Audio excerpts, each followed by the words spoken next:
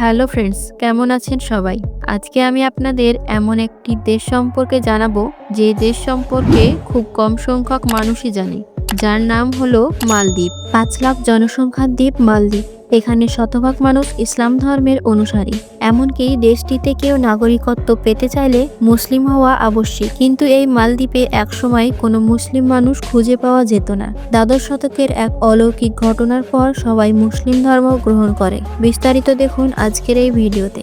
পর্যটকদের জন্য পৃথিবীর অন্যতম গন্তব্যস্থল মালদ্বীপ। দেশটিতে বিস্তীর্ণ নীলাভ জলরাশি, সারি সারি নারিকেল গাছ পর্যটকদের অশান্ত মনে কোমল ছোঁয়া দিয়ে যায়। প্রতি বছর বিশ্বের অনেক দেশ থেকে মালদ্বীপে বেড়াতে আসেন অনেক মানুষ। মালদ্বীপের অপরূপ সৌন্দর্য দেখে কেউ কেউ স্থায়ী বসবাসের চিন্তাও করে থাকেন।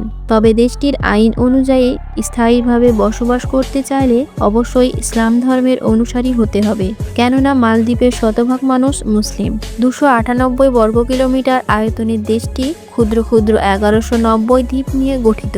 এই সব দ্বীপের মধ্যে 200টি দ্বীপ বাসযোগ্য, যেখানে 5 লাখ মানুষের বসবাস। শতভাগ মুসলিমের দেশটিতে একসময় বৌদ্ধ ধর্মের প্রচলন ছিল। কয়েকশো বছর আগে এক অলৌকিক ঘটনায় এখানে সবাই ইসলাম ধর্ম গ্রহণ করে। বিখ্যাত পর্যটক ইবনে বতুতা মালদ্বীপের সেই অলৌকিক ঘটনার বিশদ বিবরণ দিয়েছেন।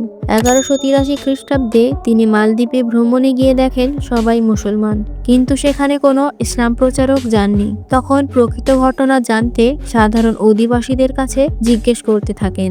অত্যন্ত আশ্চর্যজনক ঘটনা শোনা যায়।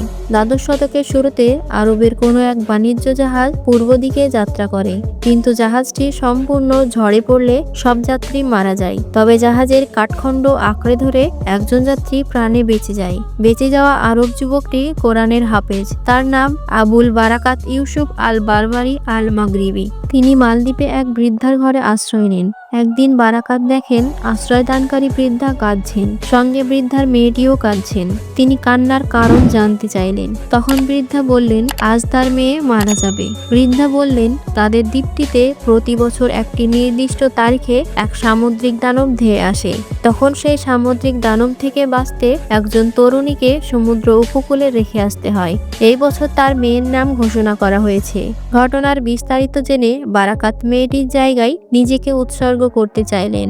তিনি মেয়েদের বেশে সেনাদের সাথে সমুদ্র উপকূলে গেলেন। সারা রাত জেগে থেকে কোরআন পড়লেন এবং ভাগ্যক্রমে ফিরে আসেন। পরে মালদ্বীপের রাজা বিষয়টি জেনে অবাক হলেন।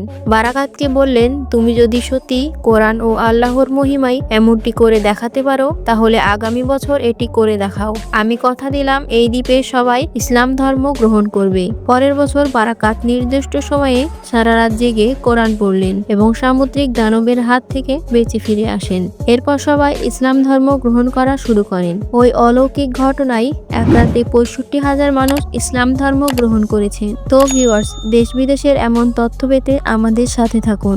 সকলকে ধন্যবাদ।